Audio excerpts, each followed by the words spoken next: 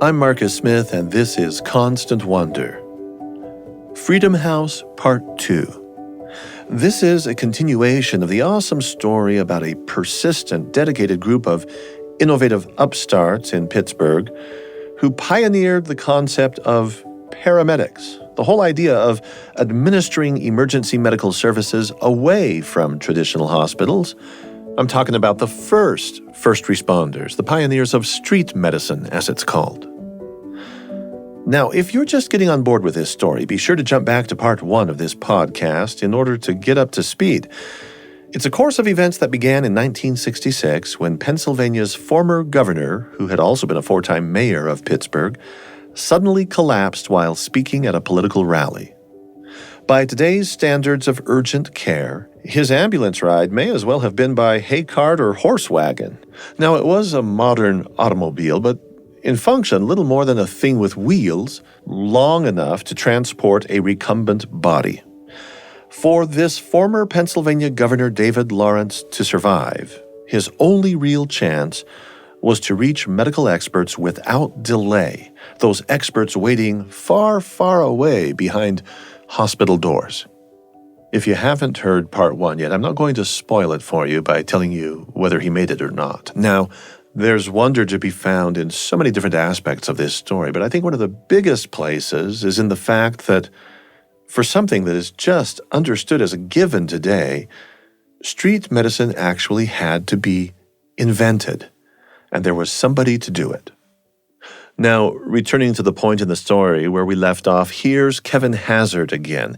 He's a veteran paramedic, a journalist, and author of American Sirens, the incredible story of the black men who became America's first paramedics.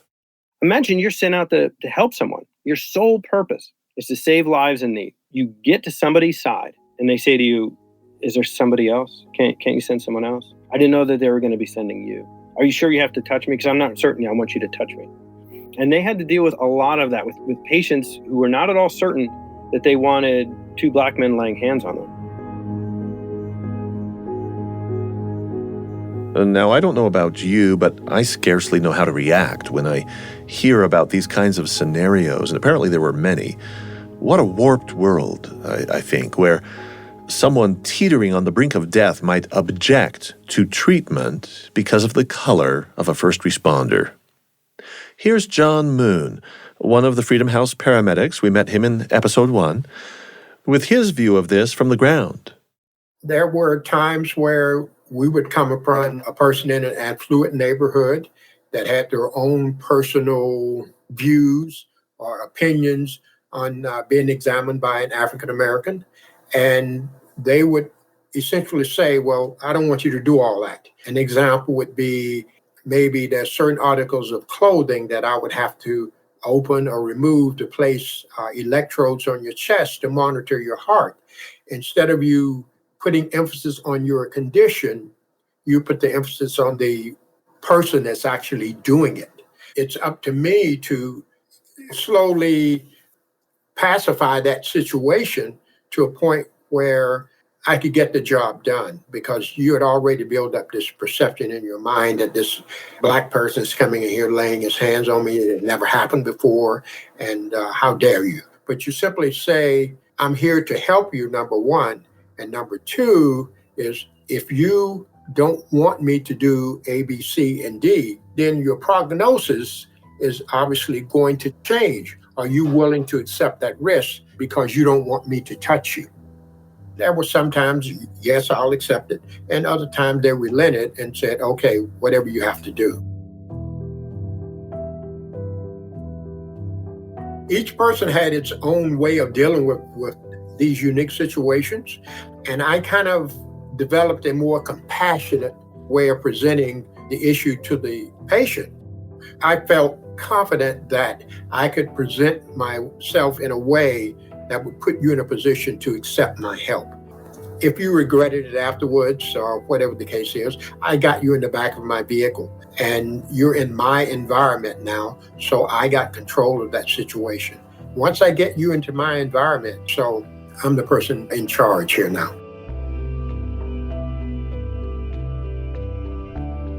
As you listen to John Moon expressing what was going on here, it's not hard to read between the lines. He's speaking diplomatically, of course, what he calls affluent neighborhoods. Well, that's just a reference to smaller white neighborhoods or pockets within the predominantly black Hill District.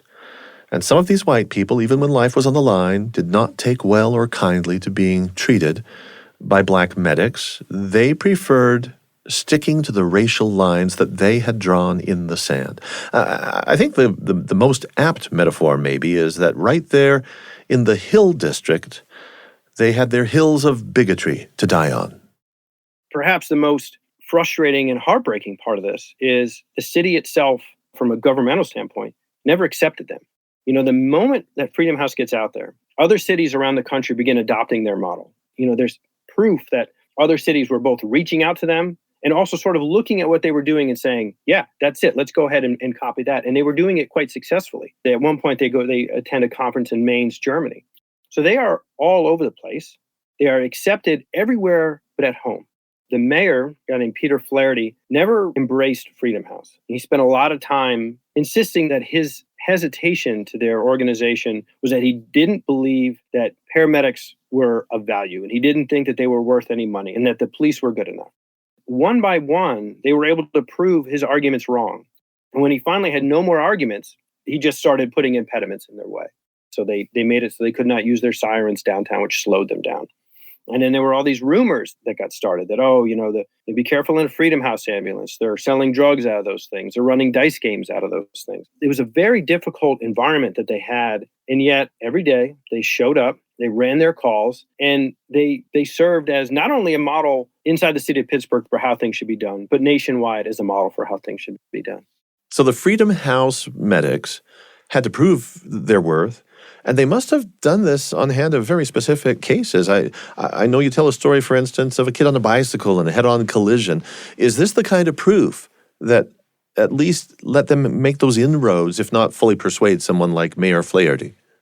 Yeah. There are a number of instances in which Freedom House really shines. And one of them, as you say, is there's a child in a neighborhood called Squirrel Hill. Squirrel Hill is a mostly white neighborhood outside of the area that Freedom House would normally cover. In my mind, is in an affluent neighborhood where Freedom House was not allowed to provide service, there was a young kid struck by a bus.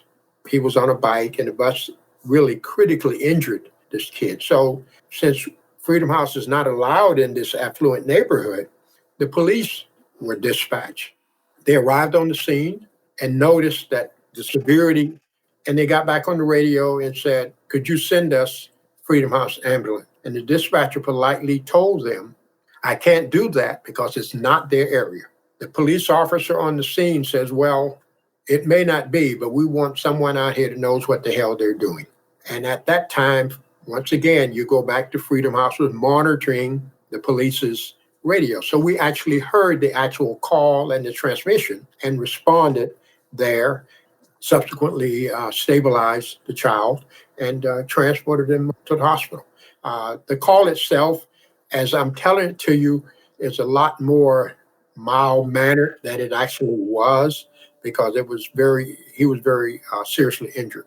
Traumatic injuries to both legs that required serious surgery once we arrived at the hospital. They win the police department over, although it happens belatedly, unfortunately. But there are a number of cases like that. And, Saffer was not one to be quiet. And as the mayor, and the mayor was not alone, there were other politicians who were fighting as well. But as the mayor kept coming out to say, they're no better than anybody else, or the option is simply too expensive, time and time again, Saffer would present him with empirical data to say, look, your cops are doing this wrong nearly 80% of the time. We're doing it right nearly 80% of the time. David Lawrence is a perfect example.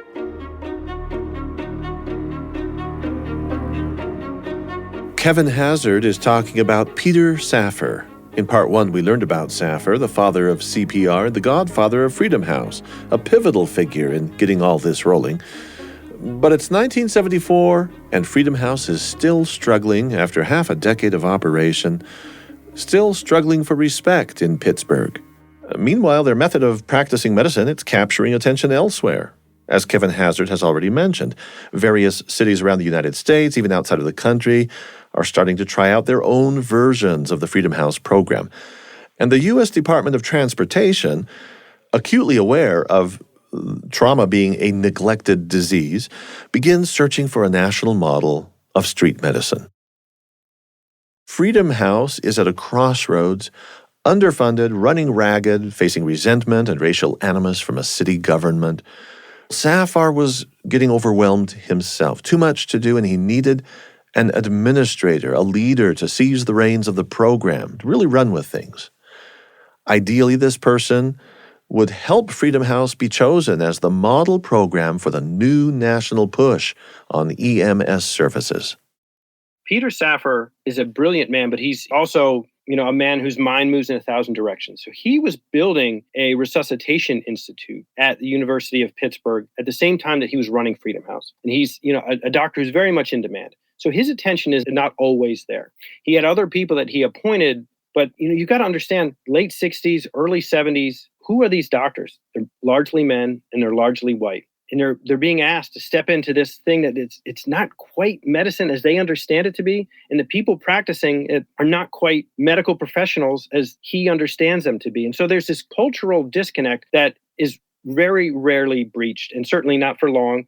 And the result of that is that by 1974, Freedom House has been operating almost entirely on its own. The oversight has been very hit or miss at best. The challenges that they've had from the city, both from steadily shrinking budgets to just the hurdles that they put in front of them, have worn everybody down. And the service is it's on its heels a little bit. They're trying at that point to really get themselves to be the most dynamic and successful version of street medicine that they can be, because in 74, Gerald Ford creates this presidential advisory for EMS. And what he wants them to do is create this sort of standardized training program that can be trotted out across the country. And what he needs a single EMS service to sort of develop and then field test this program, this training program. Essentially, he needs someone to serve as the standard for EMS in the United States. And Safar has been asked to be part of this presidential advisory committee. So he sees this incredible opportunity. Here's this organization that he helped to create, that he's very, very closely connected to,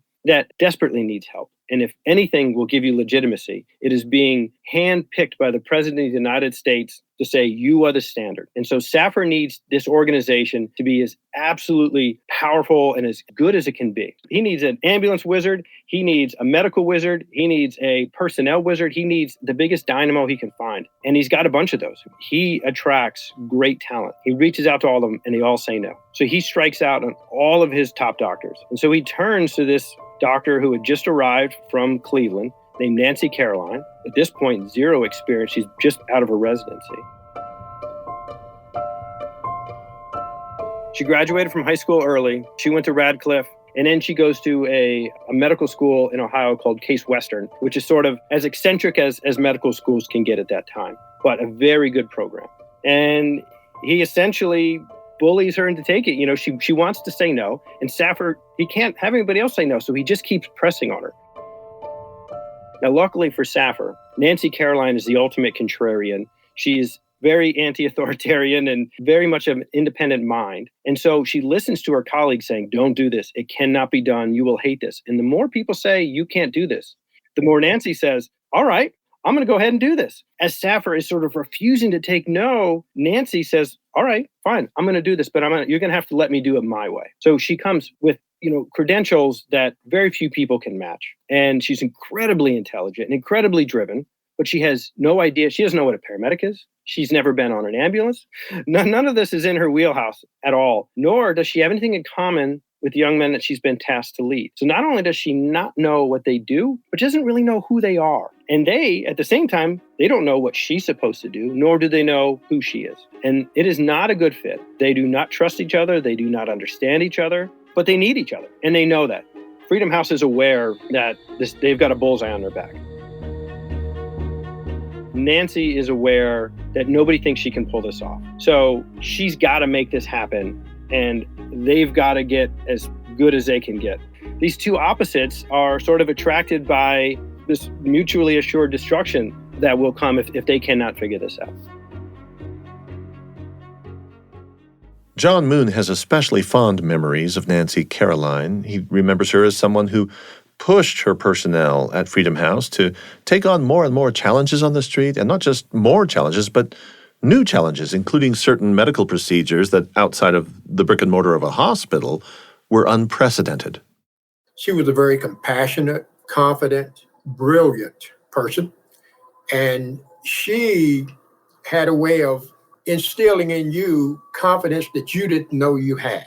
And she did that without the yelling and the screaming, and in a very compassionate way. And she was able to prove to you that you could do a certain procedure, whether you thought it was beyond your scope of training or practice. I, as your medical director, I have confidence in you that you can do it because I saw you do it in training. And she was instrumental in telling me to do the very first out-of-hospital intubation, tracheal intubation in the country. And when she told me to do that, I thought she had lost her mind. And she simply said, I want you to intubate this person. And I did it without thinking, is this something new or is something I should be doing? I went out and did it and transported the person to the emergency room. That was the beginning of the problem because the emergency room physician was not aware of what we were doing in the field. So we come in with this person intubated and he wanted to know who did it. I said, I did. Well, who told you to do it? Dr. Nancy Caroline. He had no idea who she was. Fortunately for me, there was an emergency room nurse that was familiar with some of the stuff that we were doing and simply told him they're allowed to do that now. And subsequently, that was the intervention that kind of put Freedom House really out there. And we weren't accepted by every emergency room that we came into contact with. There were clashes and embarrassing type situations that we encountered because it's a combination of two things. You have to look at the person that's coming in with the patient, and you have to look at how they're presenting medical information to you that you're not accustomed to receiving from them. So Nancy Caroline was able to instill in us that no matter what circumstance you encounter, that you were going to be able to do it because I have the confidence in you. She became part of our family. It was a type of love type relationship. She was crazy about us and we were crazy about her. And just to let you know that we actually took her into our Black neighborhoods, into different restaurants. Here's this type of food that I'm sure you've never eaten before. Here's your opportunity to do it. So she became essentially a member of every crew that she rode with. I want you to try to imagine this picture with Dr. Nancy Caroline, white physician, walking down the halls of a hospital with 4 Black guys with smocks, afro, and beards, walking right into the intensive care unit and walking right up to a person's bedside, not stopping at the desk and saying, I'm here with these trainees or whatever. We were afforded areas that were only reserved for physicians or residents or anesthetists, anesthesiologists. We were given carte blanche to enter every particular arena in the hospital. And it was unheard of for a group of African Americans to do that at that particular time. It was unbelievable that she was able to break that barrier. The one thing about Nancy is that she's a perfectionist and she demands that of them. In her mind, if you're going to be seen as a medical professional, you've got to operate as a medical professional, which means you have to know exactly what to do. You need to know exactly how to do it, and you need to be able to pull it off without messing it up. Then when you get to the hospital, you need to know how to speak to someone to say, this is what I did, this is how I did it, and these are the results of that. Medicine is a very particular art/science, and knowing how to speak to other medical professionals is of critical importance. And she knows that if somebody's going to take her paramedics seriously, that they're first going to have to accept that, okay, these guys are professionals. And she knows that the hurdles before them are enormous. Not only is there doubt about the efficacy of paramedics, but there's certainly doubt about who these gentlemen are that are providing it. And so she lets it be known that, look, the whole world is waiting for you guys to fail. So I'm going to drive you harder than you've ever been driven, and I'm going to make this as difficult as possible. And she calls it her Orwellian reign of terror. And she does not apologize for how hard it is, but they understand, and she makes clear that, look, the world is waiting for you to fail. So if you want to succeed, you're going to have to be better than anyone all the time. What was her actual role? I mean, what would you have called her job description? So technically, she was what we would call a medical director. And now, this is sort of another one of Saffer's innovations. Now, you would not find an EMS service in the country that doesn't operate under the auspices of a doctor. But at that time, the doctors were not closely associated with EMS. So Saffer sort of pairs his service with a physician that's specifically supposed to look over the protocols and make sure that everything they're doing is of the latest technology and thinking, but also that they're doing it properly. You know, someone needs to be reading the reports and paying attention to the calls and saying, okay, is what we want them to do actually being carried out? And is it being effective? Like, do we need to change these things? And so a medical director is an incredibly important role, but at that time, it was not common in EMS services. You write about the competition between, say, the police force and the Freedom House personnel, and how there are scanners involved and people are racing to scenes. And at some point, it's the white community that prevails here, isn't it? It is. At some point, the mayor can no longer deny that EMS is critical and that it's something that the city of Pittsburgh needs to invest in. And so he begins to invest in this program. He's buying ambulances and staffing up a new service, but he's going to do it without Freedom House. We ceased operations in October of 1975. Pittsburgh EMS started their service in June of 1975. So we actually saw their ambulances going up and down the street. They weren't allowed to come into the Hill District or Oakland or the downtown Pittsburgh because Freedom House had a contract with the city. We just started, okay, you all got that part of town, fine, more power to you. Until it was discovered that the city had refused to renew Freedom House's contract. They were going to start their own city service, and there was no room in it for Freedom House. It was a very sad and somber type of time period for all of us, up until the very last day, where Nancy Caroline had to call the police dispatcher and let them know that Freedom House was ceasing operation at midnight. Not only does he remove the funding from Freedom House, but when he hires his new paramedics to run the citywide program, Freedom House employees are not among his first hires. The only reason that most of them get hired is because Nancy Caroline, the city asked Nancy Caroline to be their medical director, and she said, I'll do it for you, but you're going to have to take every Freedom House employee who wants a job. And she came up with an excellent outcome.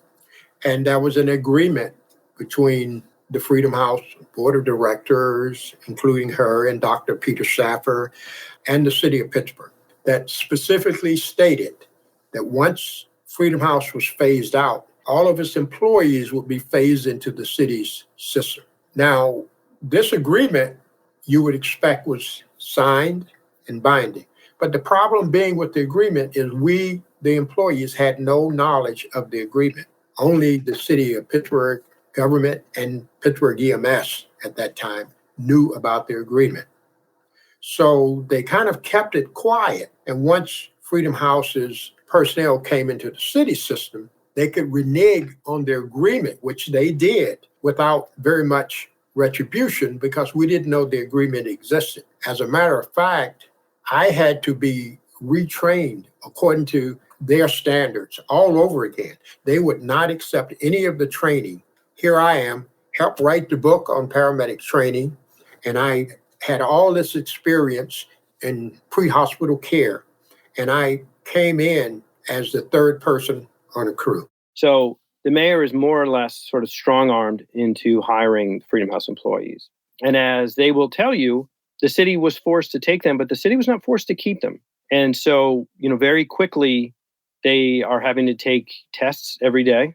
And these tests are pass-fail. And if you fail, you're gone. And so within a year of the 20 some odd people who went, only 10 or 12 remain. So very quickly, the original paramedics, the people who with 7 years of experience running EMS calls in the city, are sent to the wayside. Some of them survive and continue to grow. John Moon spends his entire career with EMS and retires as a deputy chief. There are others that go on to be supervisors. There are some that leave and go to other EMS services, open up EMS institutions in other states. There are politicians, there are physicians that come out of this. It launches a lot of careers. It brought a lot of people out of obscurity. But there's no way to skirt the fact that the world's first paramedics were not only not accepted by the Rome municipal government, but they were actively undermined and ultimately destroyed by the city of Pittsburgh.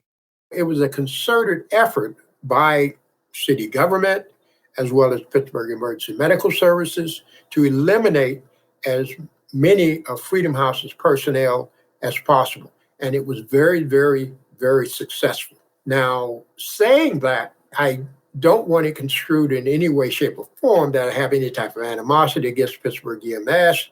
Actually, I love the department. I love the people, and I enjoyed working there. But the first year or 2 years there were really hellish, primarily because there was this effort going on throughout the department to remove not only the employees, but any memories of Freedom House, period. Oftentimes, the crew that I was on, they were merely following orders, so they really wasn't allowed. So in the day-to-day conversations, they were able to find out how much I knew, and I also was able to find out how much they did not know. As karma would have it, I'm the third person on the crew not allowed to examine patients, not allowed to treat them, not allowed to talk on the radio or anything. We go on a life-threatening call. The person's unconscious, not breathing, and doesn't have a heartbeat.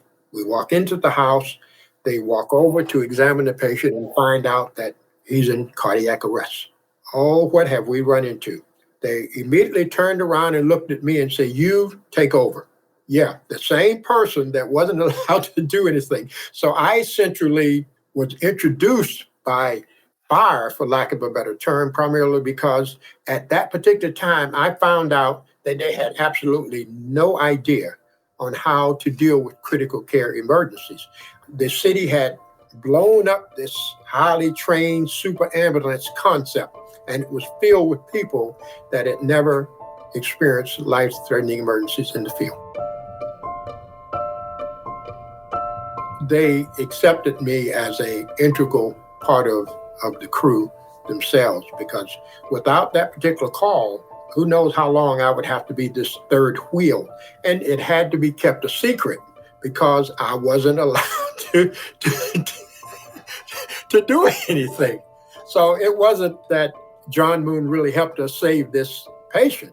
No, as a matter of fact, we asked for a backup crew, and the backup crew came and actually took over the call, and I couldn't interact with them because I wasn't allowed to, despite the fact that I had actually coordinated the call from the beginning to the end. During that time, I also noticed that a lot of the people that I worked with at Freedom House were actually being eliminated, put out of work, also being put through the unnecessary training procedures in an effort to force them out. So I got myself into a mental focus to the point that, okay, I know what I need to do to stay here. But if I ever get into a position where I can make a change in this department, I'm going to devote the remaining part of my career to do that. As I rose up through the ranks and became a supervisor, unfortunately, I had to be twice as good. And as I got to certain positions, I noticed that the department as a whole remained 97, 98% white. There was a time in Pittsburgh EMS where there were only 6 African Americans and 162 member workforce. But what the department failed to realize is they had a troublemaker on their hands.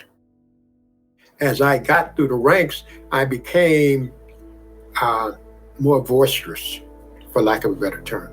Then I had to work on the diversity issue within the department.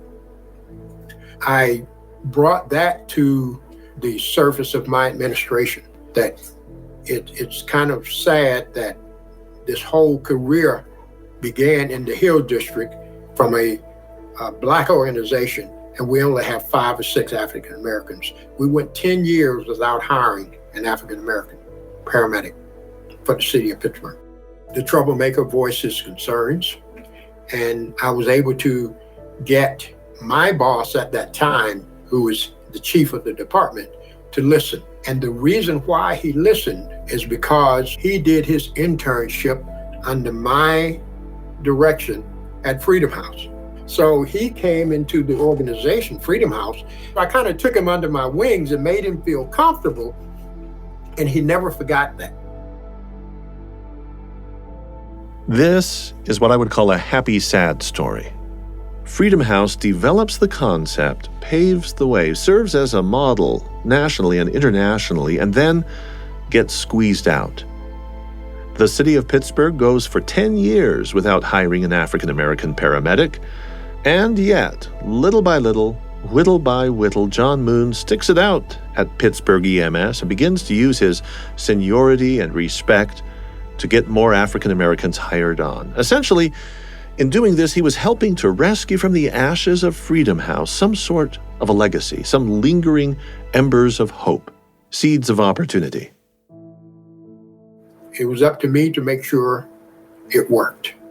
I went out into the community, went to community centers and respected churches and places like that on a recruitment campaign. And it was based around what we did at Freedom House, where we would get people with no experience and put them into an EMT class, paid them a stipend while they were going. And once they completed the EMT component, they would go into the paramedic training. In addition to that, I was able to convince the city of Pittsburgh to hold positions open within Pittsburgh EMS until this group completed their training. Fortunately, we were able to get the very first diversity recruitment program in the city of Pittsburgh. No other department had ever had that and had undertaken that project. A little more from John Moon in just a bit. I'm grateful to Kevin Hazzard for helping to retrieve the legacy of Freedom House from deep shadows, for pulling it back out into the sunshine. He tells the whole story in his book, American Sirens, the incredible story of the black men who became America's first paramedics. I personally had no idea that EMS, paramedics, arrived in history at such a late date. And I certainly had no idea of the gutsy, path-breaking work performed by that handful of African-American pioneers in Pittsburgh. A last word from Kevin Hazzard. I asked him to share, if he were willing, some defining moment in his own paramedic career, and this is what he had to say. We get called to a woman. She's about 23 weeks pregnant, and she is clearly in labor. Water's broken. She's sitting on her couch when we walk through the door. And, we didn't realize what's going on at first because, 23 weeks is, you don't necessarily notice. She tells us, I think my water's broken. So we pick her up. We get her to the ambulance. Almost immediately upon entering the ambulance, she delivers. Now, at 23 weeks, you were talking about a child the size of a Coke bottle. And he's not breathing. His heart is not beating. I mean, my whole body is trembling. This is the worst case scenario. I'm 20 minutes from anything. I begin CPR. I begin breathing for this child. And by the time we get to the hospital, he has a heart rate. He has a respiratory rate. And we come walking through the door. I'm not asking for, in that moment, for someone to thank me. I'm not asking for someone to give me a high five or anything. But as we walk through the door, the doctors sort of come running in and snatch mom and baby, and off they go. And they just disappear. And I look at my partner and I said, were we really a part of this? Did we really just do this? And, EMS to this day, it is oftentimes overlooked. Dedicating yourself to a job that people either don't understand or oftentimes do not appreciate can be difficult, because if that's what you're doing all day, every day, and a job like that is not simply, you don't just arrive and clock in and do it and eat lunch and clock out and go home. That is something you've got to dedicate yourself to. It is difficult to do it knowing that, your contribution, as critical as it is, will never in any way be recognized. And that's simply something you accept. That is part and parcel of the job. It's a very strange situation to find yourself in. I think back to these first paramedics who would have to walk through the door and explain to someone what a paramedic was. To this day, if there's an accident, the police or the news will refer to fire, police, and other emergency personnel. We're still misunderstood. We're still overlooked. And so I can understand, how it must have been in '68 when nobody knew what you did, because in 2022, the understanding is not that much better.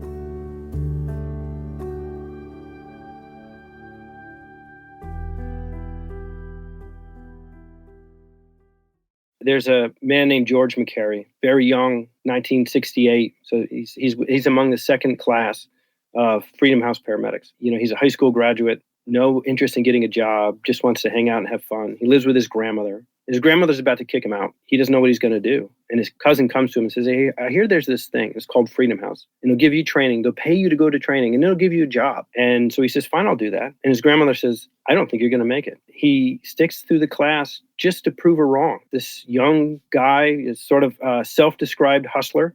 And one of his first nights, he's called out to a person who was found down, no heart rate, not breathing, by all intents and purposes dead. And George and his partner begin CPR, and they transport this man to the hospital, and he's alive when they drop him off. And the man he's talking to the doctors, and this is at night. This is in a small hospital, crowded room, and George is sort of on the side of, in the very corner of this room, watching this man speak to these physicians who he found just moments before dead. George can't even put words to how he feels in that moment. He just sort of looks at me and says, "I did that. That was me. The reason this is happening right now is me. I did this." And that was it for him. It turned his whole life around. That feeling, that touching something sort of so ineffable as a fleeting life, this thing that almost doesn't exist. And you kind of it's like catching the corner of a shadow and bringing it back. And that's what he did. There are stories like that for everyone you talk to. The first time that they really treated someone who was absolutely critical and they watched it turn around, that memory for George, he will take that with him for the rest of his life. And my memories like that, I will take them for the rest of my life. And that, to me, is something close to wonder. It is being able to catch the corner of a shadow and bring it down and breathe life into it. Author Kevin Hazzard. And now my sincere, very special thanks to John Moon, one of the Freedom House paramedics, who was gracious enough to enrich our telling of this story with his very own firsthand insights and memories.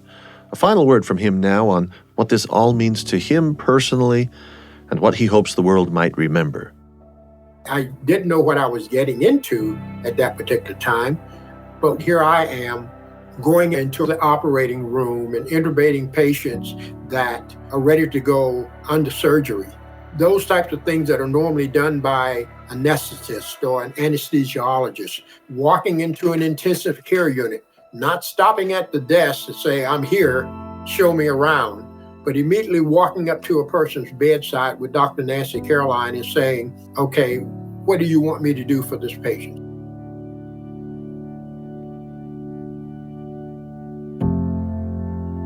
I would say we were living in the moment, but it really didn't dawn on me until there was no more Freedom House. And once there was no more Freedom House and I experienced the issues and concerns and problems that I had in that transition period, then I knew then that we had made a mark on this, not necessarily Pittsburgh, but this country. If I look back at that, it's amazing. Every time I see an EMS unit, I wonder, do they know where the foundation of that career path came from?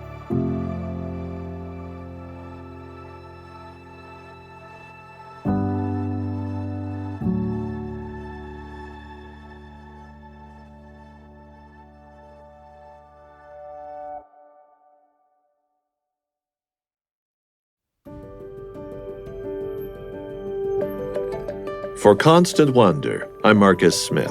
This episode of our podcast was produced by Eric Schultzke and Colson Darrington, with sound design by Addie Mangum, Josh Cloward, and the BYU Broadcasting Sound Design Team. Thanks for listening.